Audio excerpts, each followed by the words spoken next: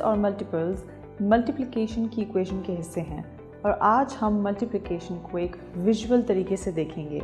हम जब दो नंबर्स मल्टीप्लाई करते हैं तो एक रेक्टेंगल बनता है। इसको इस्तेमाल करते हुए हम सिंपल मल्टीप्लिकेशन से लेके अलजेब्रिक मल्टीप्लिकेशन में प्रोडक्ट्स को एक विजुअल तरीके से देख सकते हैं।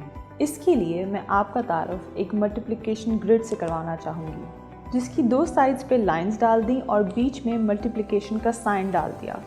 अब इसको इस्तेमाल करने के लिए हमने कलर्ड पेपर से छोटी स्क्वायर टाइल्स बना ली।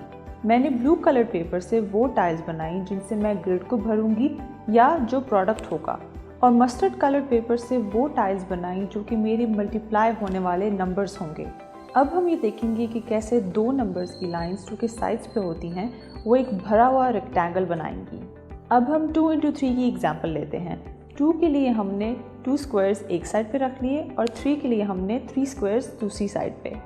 अब हमने ग्रिड इस तरीके से भरना है कि जहाँ पर हम स्क्वायर रखें उसके ऊपर भी एक ऑरेंज टाइल हो और उसके साइड पर भी एक ऑरेंज टाइल हो। मतलब रेक्टेंगल की एक साइड 2 टाइल्स की हो और दूसरी 3। अब देखिए बच्चे इससे ये सीख रहे हैं कि 2 into 3 बेसिकली 2 टाइल्स को 3 दफ़ा रखना है। अब ब्लू टाइल्स रखकर हमने ये देखा कि 6 टाइल्स रखने की ज़रूरत पड़ी। 6 2 into 3 का आंसर या प्रोडक्ट है। अब इसी ग्रिड को यूज़ करते हुए हम स्टूडेंट्स को एक ऐसी एक्टिविटी में इंगेज कर सकते हैं जिसके थ्रू वो फैक्टर्स और मल्टीपल्स के बारे में सीखेंगे। फैक्टर्स किसी नंबर को तोड़ते हैं और किसी भी नंबर का फैक्टर उससे बड़ा नहीं होता। हम क्लासरूम में ग्रुप्स बना लेंगे और हर ग्रुप को एक नंबर देंगे जिसके फैक्टर्स उन्होंने ढूंढने होंगे। ये नंबर ब्लू टाइल्स की शक्ल में हर ग्रुप के पास होगा और स्टूडेंट्स को ये कहेंगे कि वो इस ग्रिड में जितने भी किस्म के रेक्टेंगल्स बना सकते हैं बनाएं और हर रेक्टेंगल की दोनों साइड्स एक पेपर पर लिख लें। अगर एक ग्रुप ने 10 टाइल्स के रेक्टेंगल्स बनाए हैं तो शायद उस रेक्टेंगल की एक साइड में 5 टाइल्स हों और दूसरी साइड में 2। फिर वो एक ऐसा रेक्टेंगल बनाएं जिसकी एक साइड में 10 टाइल्स हों और दूसरी साइड में सिर्फ 1। 10 वाले रेक्टेंगल के लिए भी ऐसा ही है, लेकिन उसकी साइड्स मुनफरिद नहीं तो साइड्स एक बार ही लिखेंगे। जो साइड्स बच्चों ने निकाली हैं वो इस नंबर के फैक्टर्स हैं। 10 को मुख्तलिफ हिस्सों में तोड़कर हमें उसके फैक्टर्स मिले। इस ग्रिड के ज़रिए हमने फैक्टर्स के बारे में सीखा और हमने ये भी देखा कि कोई भी नंबर मुख्तलिफ नंबर्स को मल्टीप्लाई करके बनता है। जैसे अगर हमारे पास 10 टॉफ़ीज़ हैं तो हम उन टॉफ़ीज़ को मुख्तलिफ तरीक़ों से बांट सकते हैं। या तो एक एक टॉफ़ी हम 10 लोगों को दे सकते हैं या 2 लोगों को 5-5, 5 लोगों को 2-2 टॉफ़ीज़ भी मिल सकती हैं या एक ही बंदे को सारी 10। ये बिल्कुल उसी तरह है जिस तरह कुछ देर पहले हमने रेक्टेंगल्स को साइड्स में बांटा। अब मल्टीपल्स में चीज़ ज़्यादा होती है या बढ़ती है तो किसी भी नंबर का मल्टीपल कभी भी उससे छोटा नहीं होता।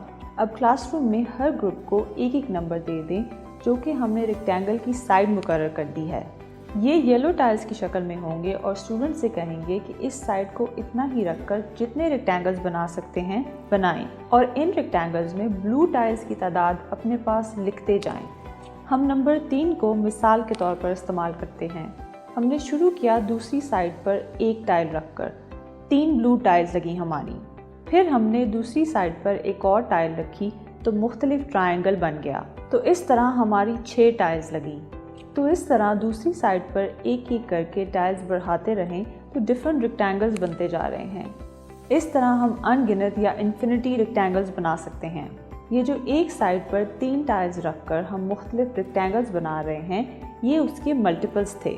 मतलब जितनी ब्लू टाइल्स हर रेक्टेंगल में इस्तेमाल हो रही हैं ये 3 के मल्टीपल्स थे। हम 3 को मुख्तलिफ नंबर या दूसरी साइड से मल्टीप्लाई करके उसके मल्टीपल्स बना रहे थे।